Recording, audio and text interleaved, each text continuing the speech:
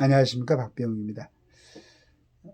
그 참 여러 가지로 우리 국내 기업들이 국내에서 이 사업하기 힘들다고 항상 얘기가 나오고 그러는데 어떻게 우리나라는 이게 빨리 정리가 안 되는가 모르겠어요. 원인이 뭡니까? 해외 탈출을 갖다가 2,800 곳을 했는데 국내 유턴은 22개랍니다. 기업 내 쫓는 나라. 그러니까 우리나라에 지금 뭐 젊은이들이 취업률이 낮고 일을 처음부터 일을 안 하려고 하지는 않았겠죠. 일을 하려고 해봤지만은 뭐 공부했던 것하고 연결되지도 않고 또 해봤자 뭐 이렇게 뭐 그런 점이 있는 모양인데 지금 왜 아직 이런 게 고쳐지지 않을까? 뭐 규제 푼다고 막 얘기하고 그러는데 그 규제 지금 뭐 좀 속 시원하게 풀렸다는 게 없고 오히려 중대재해법인가 뭐 이런 것 하고 오히려 기업들을 갖다가 억제는 부담을 주는 그런 법만 갖고 계속 국회에서 지금 뭐 노란봉투법인가 이런 거 얘기를 하고 있죠. 자, 이게 왜 안 될까? 그 열심히들 우리 기업들 해가지고 거기서 내는 세금으로 국가 운영하고 있는데 지난해 해외로 진출한 국내 기업이 2,816곳. 다른 반면 해외에서 돌아온 국내 복귀 기업은 22곳에 불과했다. 7년간 법인세 100% 감면 최대 400억 원의 투자 보조금 지원 등의 혜택을 제공하며 기업 유턴을 적극 유도하고 있지만 초라한 실적이 그쳤다.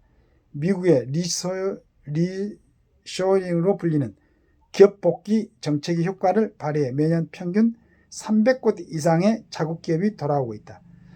일본의 유턴 기업도 연평균 600곳이 넘는다. 반면 한국은 지난 5년간 유턴 기업이 총 108곳에 그쳤다. 그중 대기업은 4곳에 불과하다. 자동차 산업만 봐도 일본 토요타, 혼다, 닛산 등은 미국과 멕시코 공장을 자국 내로 옮기거나 해외 생산 물량의 일정 비율을 국내 생산으로 돌리는 등 리소링 성과가 뚜렷하다. 반면 현대차는 우크라이나 전쟁 등 돌발 악재 타대 러시아, 중국 공장을 폐쇄하면서도 리소링 대신 인도에 새 공장을 짓는 식으로 대응하고 있다. 이 같은 차이는 한국과 경쟁국의 기업 투자 여건이 천양지차인 데서 비롯된다. 한번 고용하면 사실상 해고가 불가능한 낡은 노동법, 최저임금 가속 인상에 따른 과도한 인건비, 세계에서 가장 경직적이라는 주 52시간제, 산업재해 사망 때 최고 경영자가 감옥행을 감수해야 하는 중대재해처벌법, 수도권 공장 입지 규제 등 2중 3중의 규제가 주는 공포가 기업들을 해외로 내몰고 있다. 무역투자진흥공사 조사에 따르면 해외 진출 기업의 95%는 국내 유턴 의향이 없다고 답했다. 한국과의 경제성장은 기업 활동에 달려있다. 지금처럼 기업들이 국내 대신 해외 투자에 몰두하게 해선 산업의 미래를 기약할 수 없다. 글로벌 공급망 재편을 둘러싼 미중 경제전쟁과 자국 보유주의 확산 등으로 치닫는 글로벌 흐름을 감안하면 공급망 안정 등의 경제안보 측면에서도 기업 리소링이 절실하다. 불필요한 규제를 없애고 기업들의 마음껏 뛸 수 있는 환경을 마련해 주는 것 외에 다른 해법이 있을 수 없다. 명확하게 해답이 나왔는데도 이렇게 계속 안 하고 있어요. 그러니까 안 되는 이유가 뭘까? 계속 안 되는 이유가. 그런 와중에서도 항상 자랑스럽게 생각하는 삼성, 현대, LG, 하나, 그 다음에 두산 이런 기업들이 열심히 노력해가지고 세계적으로 최정상은 아니지만 그래도 인정을 받고 이렇게 하는데 얼마나 자랑스럽습니까? 또 조선 같은데. 그러니까 이런 기업들이 좀 잘 마음 놓고 이렇게 기업을 운영할 수 있도록 도대체 뭐 때문에 그런 겁니까? 규제를 푼다고 그러는데 왜 규제가 하나도 안 풀린 것 같아요. 오히려 막 그냥 더 얹히고 해가지고 기업들이 까딱하면 또 뭐 회장들 구속해가지고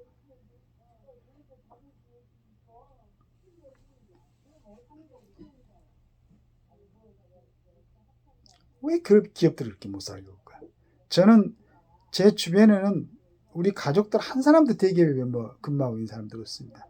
대부분 그냥 그 능력이 별로인지 몰라도 그냥 자영업 어렵게 이렇게 먹고 사는데 그래도 너무 자랑스러워요 저는 우리 기업들이.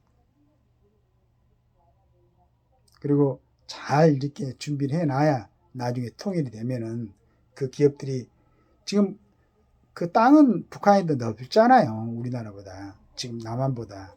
그럼 빨리 가서 그런 준비를 하려면 우리 기업들이 우리나라에서 열심히 지금 하고 있어야지. 그래야 통일이 되면 빨리 북한에 가가지고 좀 거기도 좀 잘 살게 잘 갖고 가지고. 그런데 그냥 이 안에서 또 전번에 그 불멸의 이순신 보니까 이순신 장군은 어떻게 하는지 한 사람이라도 더 일본으로 돌아가지 못하도록 일본군들 그래야만 다시 우리를 침략할 수 없다. 목숨을 걸고 부하들하고 일하고 있는데 그 정부 지금 같으면 정부 고위 관리들이겠죠. 조정에서는 그냥 이순신이가 마지막 싸움에서 노량해전에서 만약에 승리를 하면 또 얼마나 인기가 높아질 것인가. 그러면 이순신은 아마 그 윤두순가요? 뭐 그 사람도 당이 아니 그쪽 사색 당파 중에서 아마 그쪽이 아니었나 봐.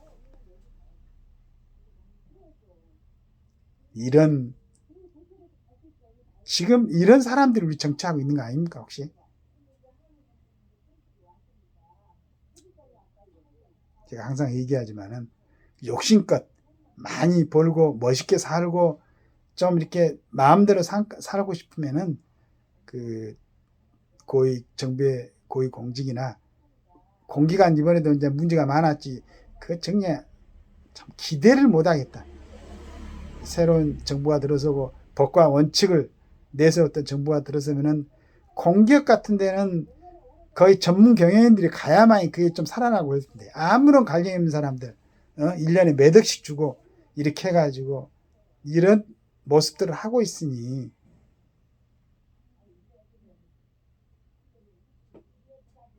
난 그것도 모르고 국회의원들이 돈 제일 많이 받고 제일 특혜를 많이 받고 있는가 그랬더니 무슨 어떤 뭐 관련 기업에 감사만 가도 막 3억씩 받고 그러고 많이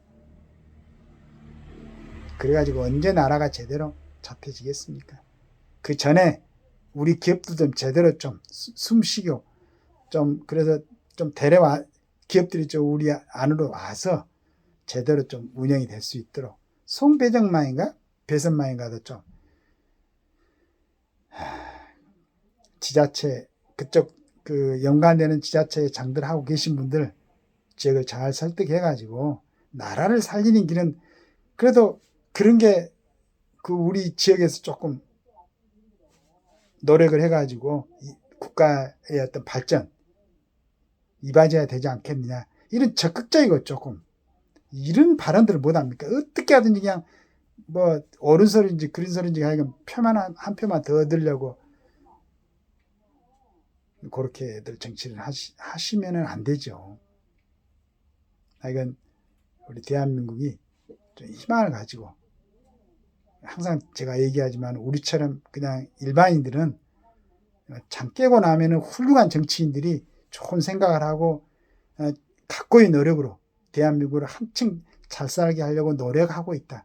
또 대한민국을 잘 지켜내려고 헌신을 하고 있다. 좀 이런 얘기를 좀 들었으면 얼마나 좋겠습니까? 보면은 그냥 어떻게 하는지 자기 이익 챙기고 국민들이야 국가에 어떻게 됐든 간에 싸움질은 하고 일하고 있으니